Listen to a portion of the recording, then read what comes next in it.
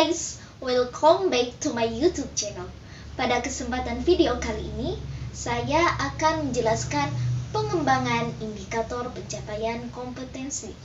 Oke, kita simak video berikut. Oke, pada kesempatan kali ini saya akan membahas indikator pencapaian kompetensi. Apa saja hal yang akan dibahas? Yang pertama yaitu makna indikator pencapaian kompetensi, lalu ketentuan perumusan IPK, mekanisme perumusan indikator pencapaian kompetensi, lalu rincian indikator pencapaian kompetensi dari KD 3 dan KD 4 terkait tema Al-Madrasah. Oke, kita langsung saja pada makna indikator pencapaian kompetensi. Apa sih itu makna indikator pencapaian kompetensi? Indikator itu adalah tanda, pencapaian adalah sesuatu yang telah dikuasai, kompetensi adalah kemampuan untuk melakukan sesuatu. Artinya, indikator pencapaian kompetensi adalah suatu tanda yang harus dimiliki oleh seseorang yang telah menguasai suatu kemampuan untuk melakukan sesuatu. Adapun arti dari IPK itu sendiri menurut pendapat yang lainnya yaitu suatu penanda perilaku yang dapat diukur atau diobservasi untuk mencapai suatu KD tertentu, yang mana hal ini telah menjadi acuan penilaian dalam suatu mata pelajaran. Selain itu, indikator pencapaian kompetensi ini bisa dijadikan sebagai pedoman dalam mencapai tujuan pembelajaran, mengembangkan materi bahan ajar, dan sebagai tolak ukur ketercapaiannya suatu KD. Selanjutnya yaitu ketentuan perumusan indikator pencapaian kompetensi. Yang pertama dirumuskan dari KD. KD yang dirumuskan pada indikator itu ada pada KD 3 dan KD 4 yang berupa pengetahuan dan keterampilan. Selanjutnya, menggunakan KKO. Apa itu KKO? KKO itu adalah kata kerja operasional, seperti memahami, mengingat, mengevaluasi, menganalisis, menciptakan. Itu berada dalam taksonomi Bloom yang ada pada dimensi proses kognitif dari C1 sampai C6. Seperti itu. Kemudian, dalam merumuskan indikator ini harus menggunakan kalimat yang simple, jelas, dan mudah dipahami. Dan kata yang digunakan itu tidak bermakna ganda. Artinya tidak ambigu. Selanjutnya yaitu dalam merumuskan indikator harus memperhatikan karakteristik dari peserta didik, sekolah, masyarakat, daerah, dan suatu mata pelajaran. Selanjutnya yaitu mekanisme perumusan IPK, indikator pencapaian kompetensi. Apa saja sih mekanismenya? 1. Yaitu menganalisis tingkat kompetensi SK dan KD.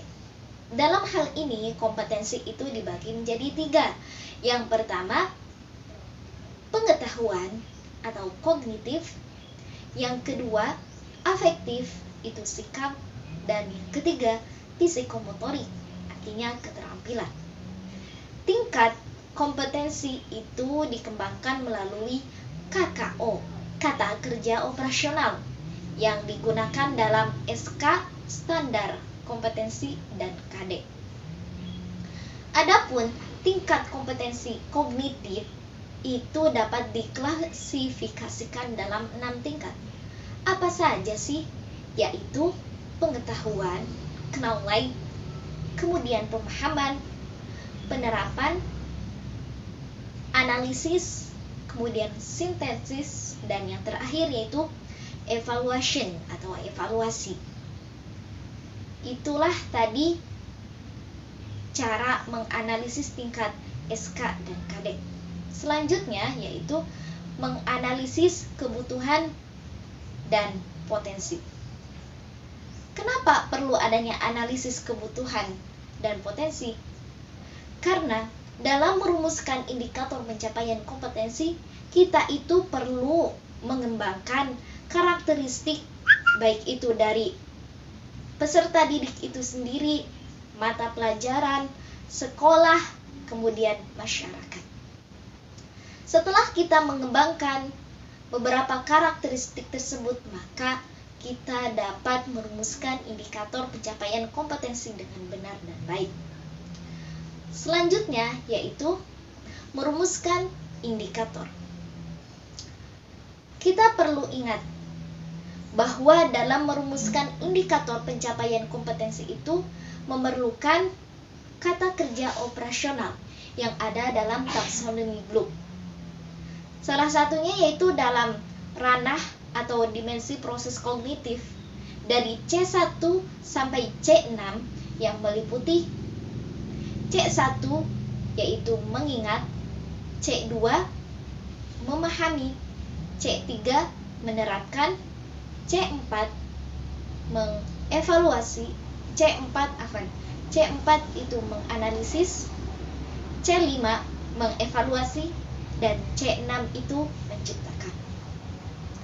C1 sampai C3 ini termasuk dalam tingkatan LOTS, artinya Low Order Thinking Skill, di mana kemampuan berpikir ini berada dalam tingkat rendah. Sedangkan C4 sampai C6 itu masuk ke dalam HOTS. Apa itu HOTS? High Order Thinking Skill, di mana kemampuan berpikir ini sudah masuk dalam kemampuan berpikir tingkat tinggi, yang mana seorang peserta didik itu mampu berkreatif, berpikir kritis, kemudian logis, dan lain sebagainya. Adapun dalam pembelajaran abad 21, yang mana kita sering mendengar kata 4C, 4C dan literasi. Apa saja sih 4C itu? 4C ini adalah critical thinking, communication, kolaborasi, dan yang terakhir itu adalah creativity. Oke, kita akan bahas satu persatu. Critical thinking, berpikir kritis, di mana seorang siswa itu diberi kesempatan untuk dapat memahami atau mengidentifikasi suatu mata pelajaran terlebih dahulu.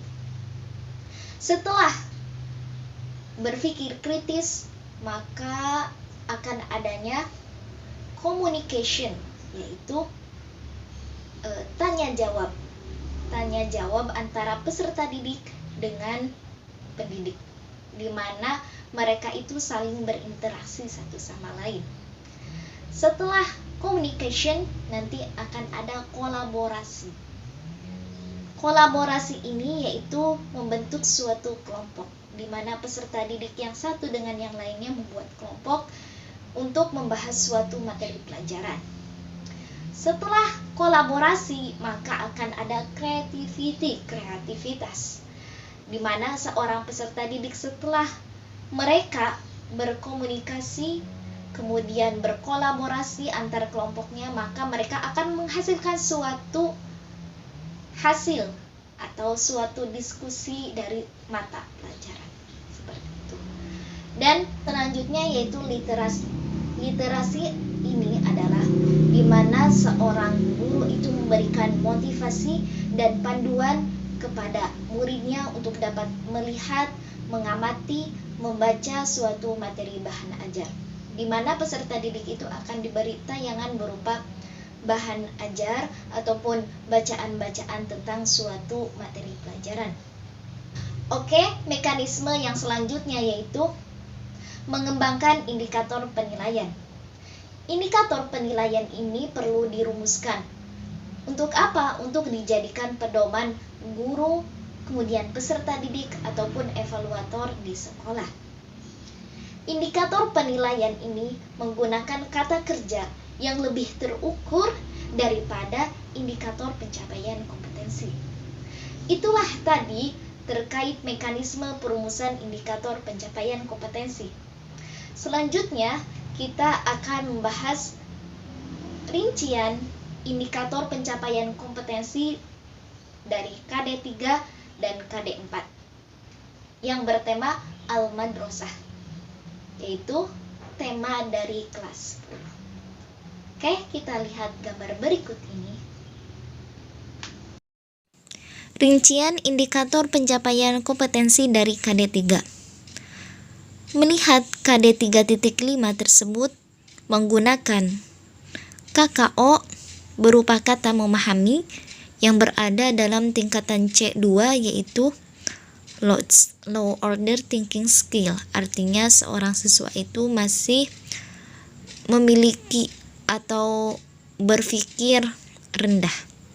Adapun indikator pencapaian kompetensi melihat dari KD3.5 dengan tingkat C2 itu ada 3.5.1, yaitu menjelaskan fungsi sosial teks deskriptif yang berkaitan dengan tema fisakan.